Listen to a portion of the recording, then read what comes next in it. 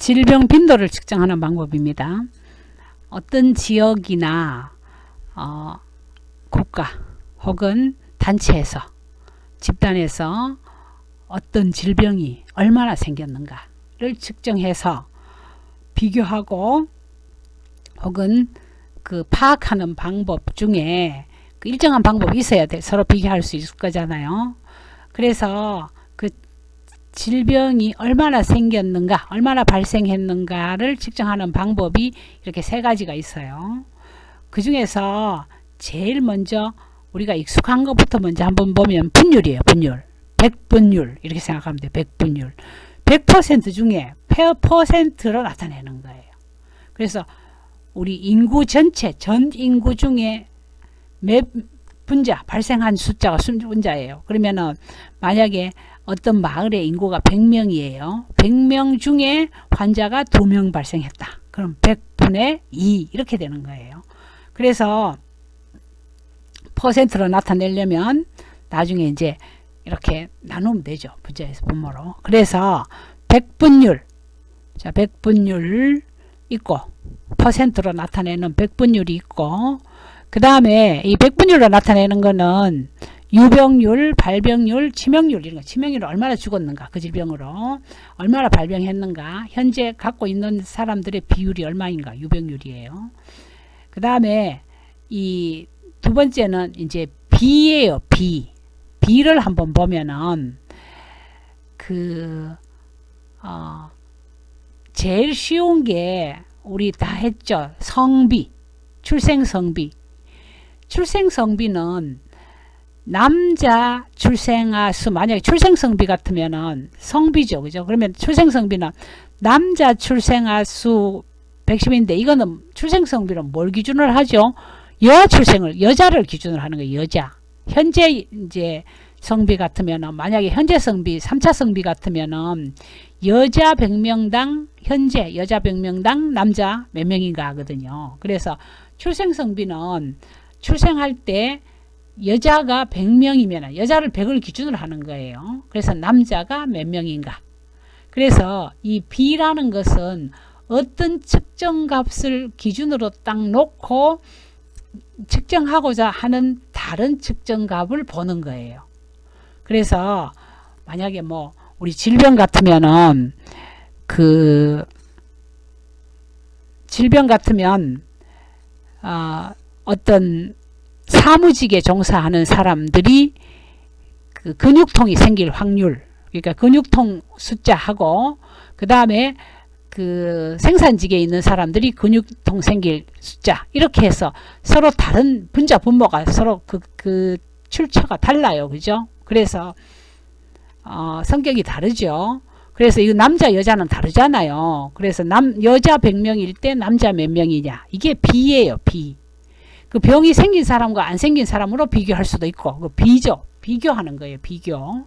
그래서 대개 병이 생긴 사람과 안 생긴 사람 여기서처럼 남자 여자 이렇게 비교할 수도 있고 해서 한 측정값을 다른 측정값으로 나눈다 그랬는데 요건 지금 나눈 거잖아요. 그래서 여기에다가 여기를 나눈 거죠. 그래서 여기 분자의 분모를 나눠 가지고 이렇게 1.1이 되는 거죠. 자, 그래서 요거는 B라는 것은 어떤 측정값하고 어떤 측정값 전혀 다른 걸 비교한 거예요. 비교. 그러니까 예를 들어서 서울시의 코로나 발생 숫자와 경기도의 코로나 발생 숫자를 비교하는 거예요. 그러면 그게 B가 되는 거죠. 몇 배 되는지. 근데 기준을 만약에 서울시로 잡으면 경기도가 몇 배인지 아니면 기준을 경기도로 잡았을 때 얼마인지 이렇게 B로 나올 수가 있죠. 자, 그 다음에 비율이에요. 비율. 요 비율은 요거 이제 총 변화량을 총 시간수로 나눈 평균율 이렇게 되는데 요거는 지금 시간하고는 전혀 상관이 없어요. B는 시간은 고려되지 않았어요. 뭐 며칠 동안에 몇 명이 생겼는지 이런 거 아니에요. 그냥 그 단순하게 그 시점에서 서로 다른 내용을 비교한 거죠. 서로 다른 발생 내용을 빈도니까 발생이에요. 내용을 비교한 건데 비율은 시간이에요. 그게 1년 동안에, 예를 들면 1년 동안에 몇 명, 1년 동안에 어떻게, 그걸 이제 비교한 거예요. 만약에 이 발생률 같으면 1년 동안에 당뇨병이 몇 명이 생겼는가, 그러니까 몇 명이 발생했는가, 몇 퍼센트, 아니면 몇 명이 발생했는가 하는 건데, 그 비율로 따지면 인구 비례해서 몇 명이 생겼는가, 경기도에는 당뇨병이 몇 명 생기고 서울에는 몇 명이 생기는가, 1년 동안에 아니면 한 달 동안에, 이렇게 이제 비교하는 거죠. 그래서 시간 개념이 포함이 돼요. 여기는 B는 단순히 측정값만 비교하는 거고, 요거는 시간을 포함하는 거예요. 그죠? 비율은 시간을 포함하는 거예요. 자, 다음은 역학 연구의 방법입니다. 역학은 질병의 자연사 연구를 통해서 그 질병이 어떻게 생기는지, 그 원인을 파악하고 전파와 발생, 그 다음에 그 치료 과정, 그 소멸 과정까지를 연구해서 예방 방법을 이제 생각해서 그걸 가설을 세우고 실행을 해서 이제 질병 발생을 줄이는 거죠. 거기 목적이 있어요. 그죠? 그러기 위해서는 역학적인 연구를 하는데, 그 연구 방법이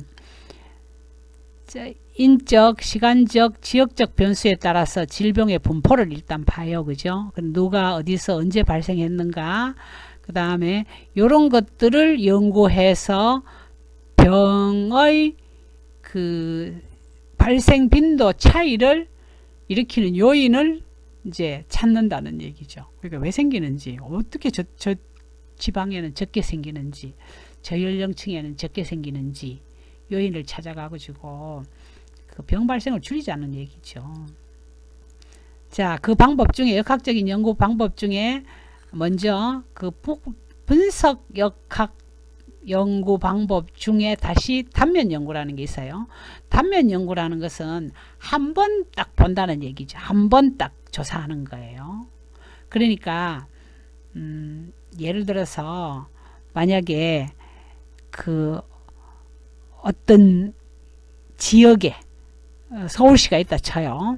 그럼 서울시에 2020년 12월에 당뇨병 환자가 얼마나 되는가, 그 사람들은 왜 당뇨병에 걸렸을까, 그래서 그 한 시점에만 그 대상 연구를 하는 거예요. 인구 집단에 대해서 조사해가 연구하는 거예요.